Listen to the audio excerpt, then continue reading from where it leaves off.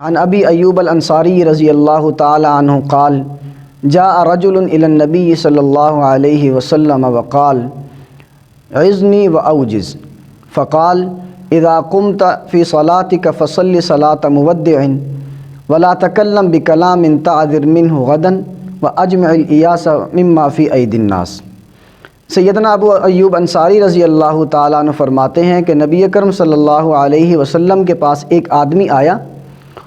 اور کہنے لگا یا رسول اللہ مجھے کوئی نصیحت کریں لیکن مختصر ہونی چاہیے۔ آپ علیہ السلام نے فرمایا کہ جب آپ نماز پڑھیں تو ایسی نماز پڑھیں گویا رخصت کرنے والے کی طرح، اور ایسی بات زبان سے نہ نکالیں کہ کل کو آپ کو معذرت کرنی پڑے۔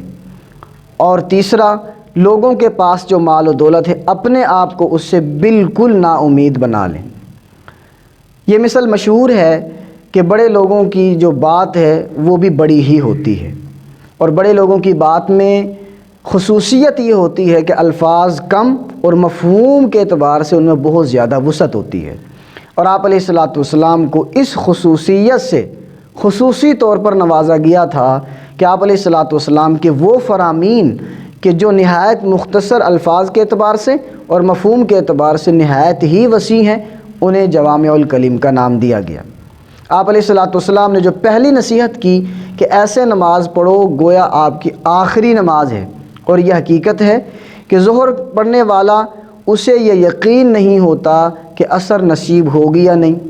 عصر پڑھنے والا اسے یہ یقین نہیں کہ مغرب پڑھنا نصیب ہوگی یا نہیں، اور مغرب پڑھنے والے کو یہ یقین نہیں ہوتا کہ عشاء اور پھر فجر پڑھنا نصیب ہوگا یا نہیں۔ قرآن کریم نے اس حقیقت کو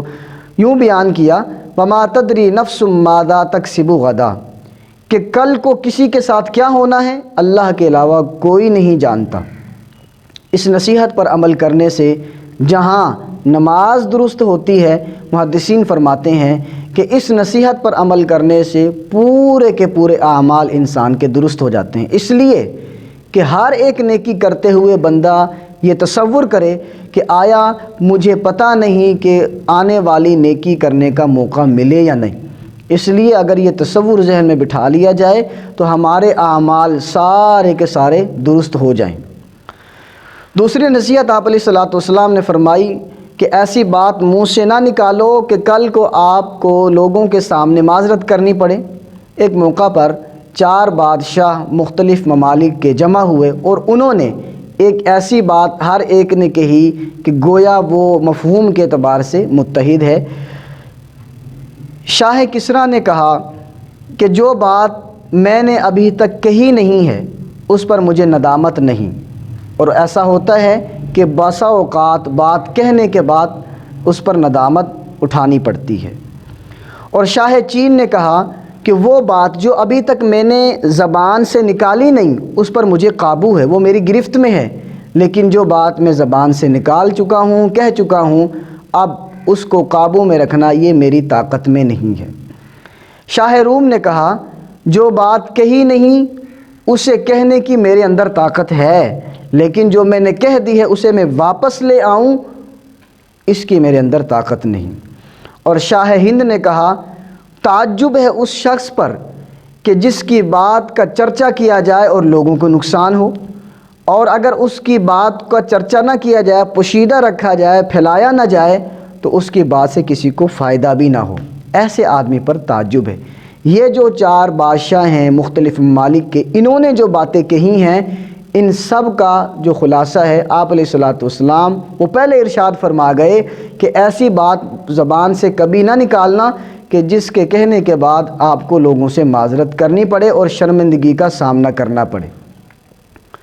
تیسری نصیحت آپ علیہ السلام نے فرمائی جس میں اخلاق کی اصلاح فرمائی آپ وسلم نے کہ لوگوں کی مال و دولت پر کبھی نظر نہ رکھنا، اس لیے کہ جب لوگوں کی مال و دولت پر آپ نظر رکھیں گے تو اس میں عزت نہیں ذلت کا سامنا کرنا پڑے گا۔ عربی شاعر کہتا ہے ازرع الی اللہ ولا تزرع الی الناس، عاجزی اللہ کے سامنے اختیار کر، لوگوں کے سامنے ہاتھ نہ پھیلا، ان کی خوشامد نہ کر۔ وقنا بیأس فإن العز فی الیأس، قناعت پسندی اختیار کر، اس لیے کہ قناعت پسند بنو گے، اس میں عزت ہے، اگر حرص اور طمع اور لالچ اختیار کیا تو ذلیل ہونا پڑے گا۔ حدیث مبارکہ میں جو 3 نصیحتیں کی گئی ہیں، وہ 3 آپ علیہ الصلاۃ والسلام کی نصیحتیں ہمارے لیے خیر اور بھلائی کا ذریعہ ہیں۔ اللہ رب العزت ہمیں اپنے اعمال، اقوال اور اخلاق کی اصلاح کرنے کی توفیق عطا فرمائے۔